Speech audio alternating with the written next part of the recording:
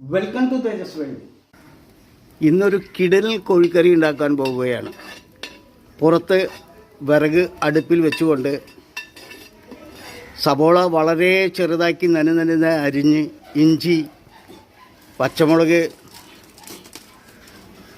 വെളുത്തുള്ളി മുതലായവ വെളിച്ചെണ്ണയിൽ അങ്ങനെ വരട്ടി കൊണ്ടിരിക്കുകയാണ്.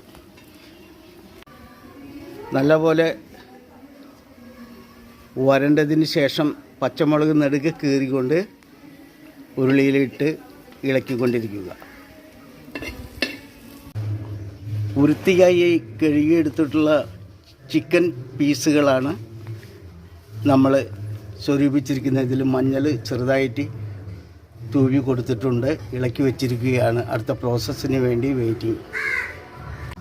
ഇതിലേക്ക് ചേർത്ത് വരട്ടിയെടുക്കാനുള്ള തക്കാളിയാണ്.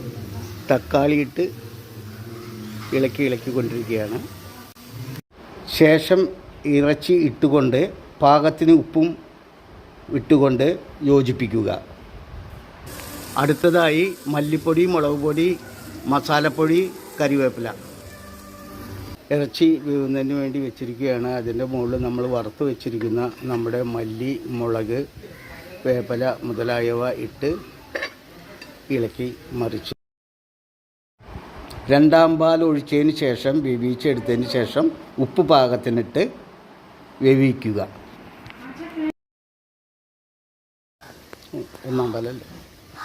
ഒന്നാം പാൽ നല്ലപോലെ വെന്ത് കഴിഞ്ഞതിന് ശേഷം ഒന്നാം പാൽ ഒഴിച്ച് ഇളക്കി ജോയിൻ ചെയ്യുക.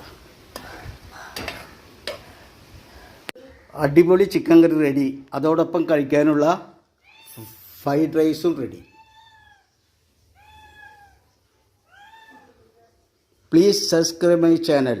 Thank you.